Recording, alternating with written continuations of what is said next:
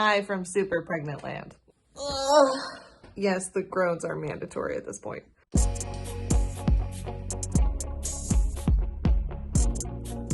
I love my mug. My husband bought it for me for Christmas. Knives out. Hello and welcome to my channel. This is The Midnight Reader. My name is Rosica. And today I thought we'd shoot a fun video, which I did last year as well. Basically, one of the first videos I ever saw on BookTube, and kind of one of the reasons I thought I could do a BookTube channel, was by a lovely lass of the name of Ruby Granger. And she did a yearly wrap up where she just went through all the books that she read in a year. And it was one of the ways I would get book recommendations for the year. So I read 63 books in the year 2022. I'm going to go through all of them today in the order that I read them. I'm not going to talk about every book because some of them are not really worth talking about. So if I have something to say, it's because I like them more or I dislike them more. And at the end, I figured we would go over some of my stats and goals from last year and maybe some of my goals for next year. Obviously, with all these books, if trigger warnings are a thing for you, check the trigger warnings for books before you read them. There are some excellent resources that you can use, including on Storygraph and some other places which I'll link below. It's going to be really easy. I won't stumble or stutter or trip over any of my words at all. But this is a night, I think it's a focusing more, but we'll go through them all together and I'll show you all the books I read in a year. My laptop is here, so you're going to see me looking this way. In the year 2022, I read The Flat Share by Beth O'Leary, which is a very sweet romance, some lovely characters in it. No Exit by Taylor Adams, which is an excellent, locked-in, page-turning thriller set high in the mountains at a truck stop during a storm. Aisha at Last by Uzma Jalaluddin. A Beautiful Work in Progress by Myrna Valerio. Project Hail Mary by Andy Weir. Truly excellent sci-fi.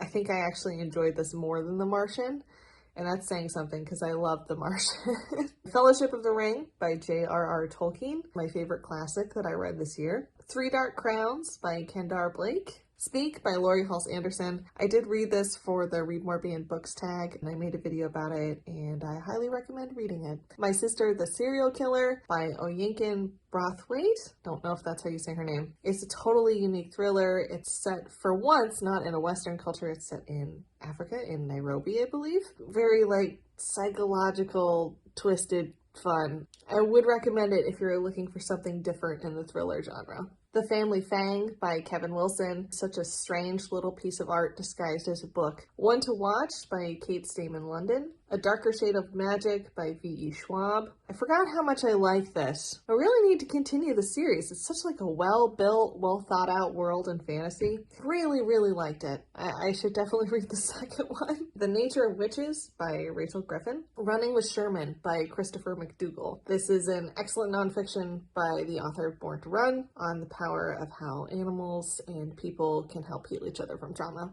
The Power by Naomi Alderman. This is a super well-written dystopia. It was a little dark for me. Bravey by Alexi Pappas. Redwall by Brian Jakes. Mariel by Brian Jakes. I reread both of those for Middlemarch. I loved the Redwall series as a kid. Medieval fantasy adventure featuring woodland creatures that are still great.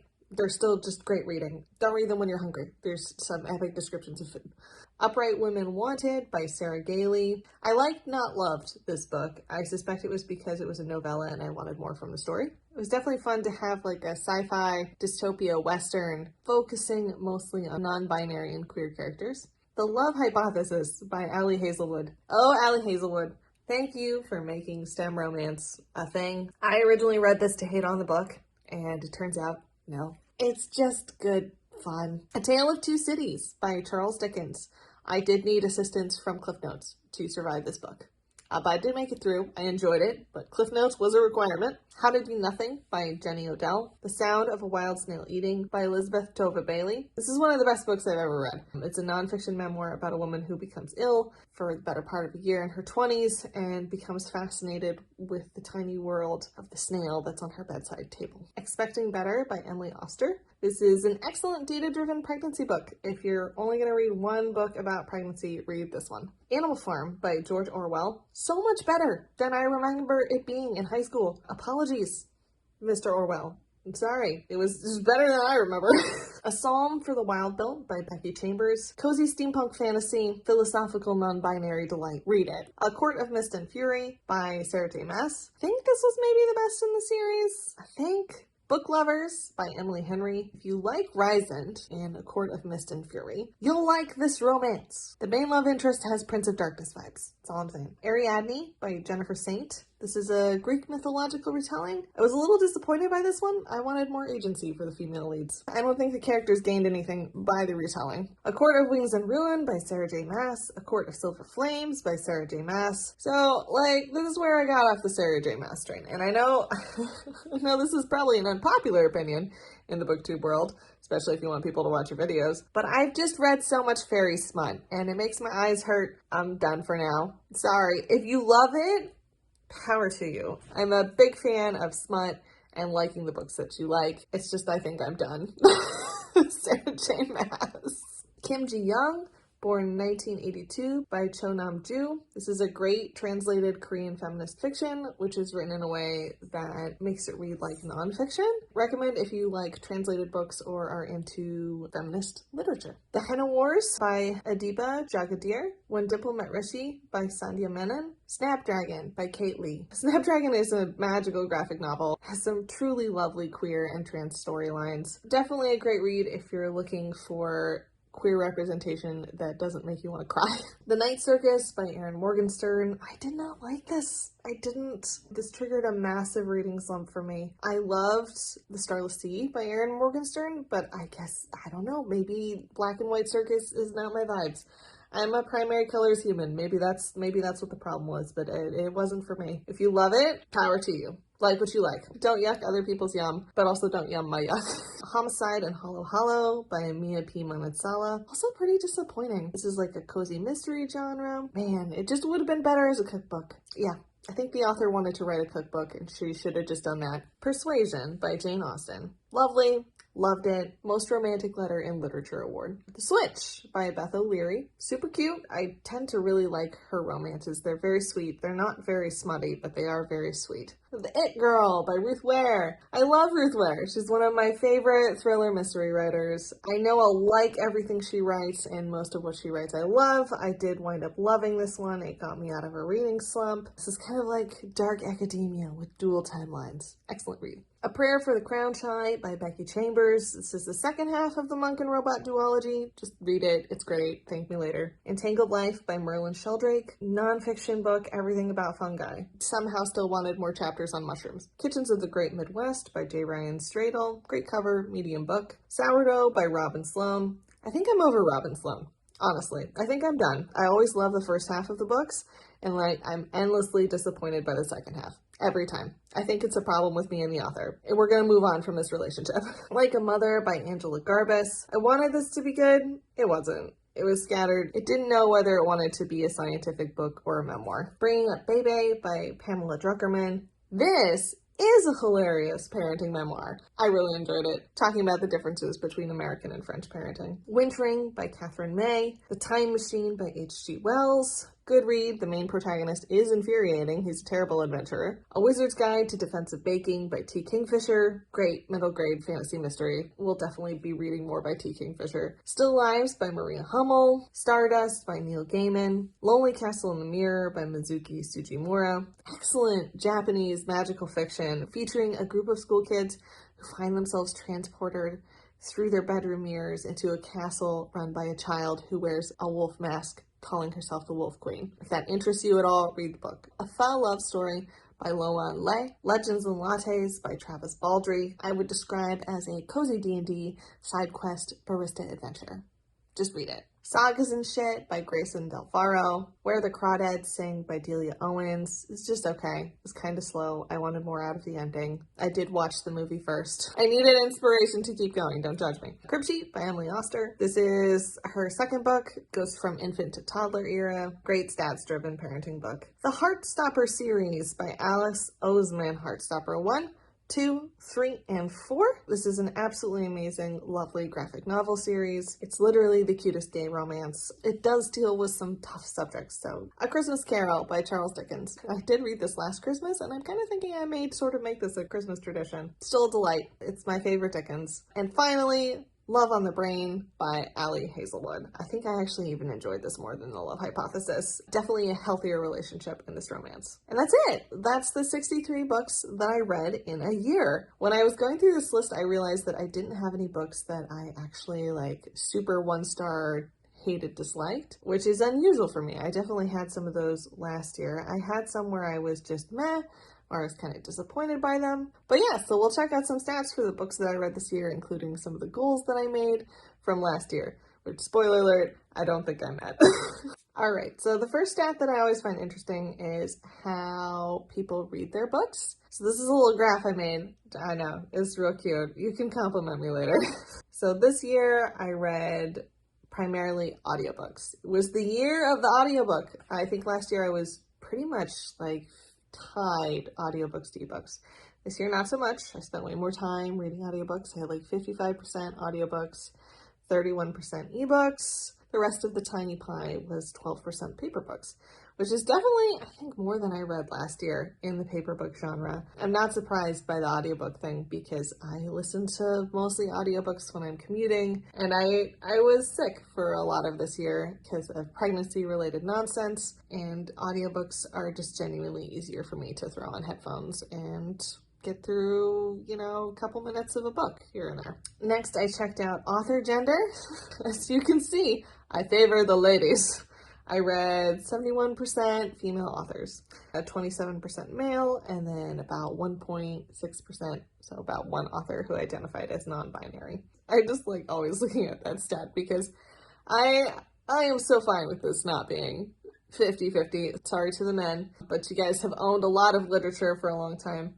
Maybe it's because I read more genres that are more female written. I don't know. I did have some goals last year, which included trying to increase the percentage of the amount of POC authors that I read. I always try to do this, and I always sort of slightly fail. So this year, I think my goal had been to get to 25% POC authors. Didn't meet that. I think I got to 17.5% POC authors, and the rest were white. And then I had wanted to read over 50% POC authors in romance, which last year took up a huge chunk of my reading. It definitely took up less of a chunk of my reading this year. Out of the 11 books that I counted as straight romance, I wound up only reading 40% POC authors, a higher chunk of the pie than my overall reading, but still not my goal. I don't get like traumatically disappointed when I don't meet these goals because usually I'm using them as a way to just pull more diverse authors into my reading. So even though I didn't make the goal that I wanted to make, I read more intentionally. I chose books more intentionally than I otherwise would have. So if I didn't make this goal, I know that it would have been substantially less. And as such, I had a more diverse reading experience for the year. In regards to genre, I was mostly fiction this year, as I am mostly fiction most years. I had just over 80% fiction reads and around 17% nonfiction reads. And then I did make this beautiful graphic for the types of genres that I read this year. It's hard to do this because books fall into multiple categories. So I decided to pick books where the bulk of the story would fall into like one of these. So like the ACOTAR series, I did not count as romance. I put them in the fantasy genre.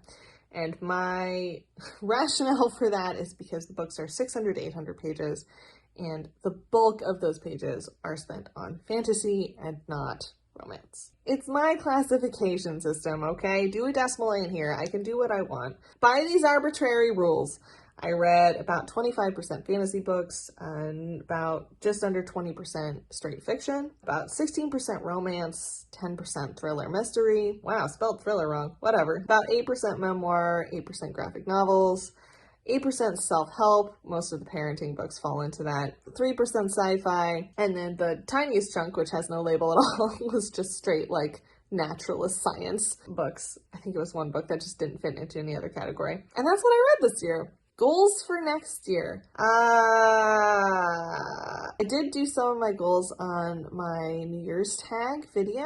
I am going to try to drop the number again of books that I read. My goal this year was to read between, I think, 50 and 80 books, and I read smack dab in the middle at 63. I am going to aim for more in the 20 to 50 book range this year because I am having a kid.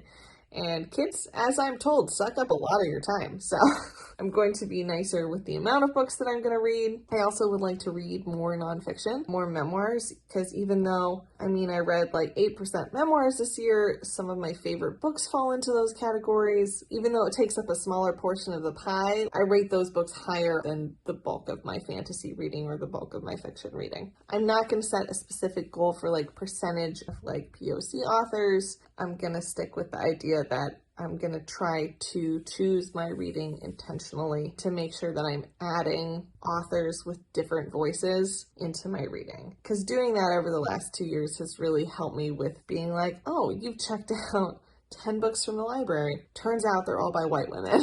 Maybe you should be adding a story by somebody different. I want to support different voices in publishing, and that's one of the best ways you can do it, which is read the books by those authors. So we're going to try to do. So this is all the books that I read in 2022.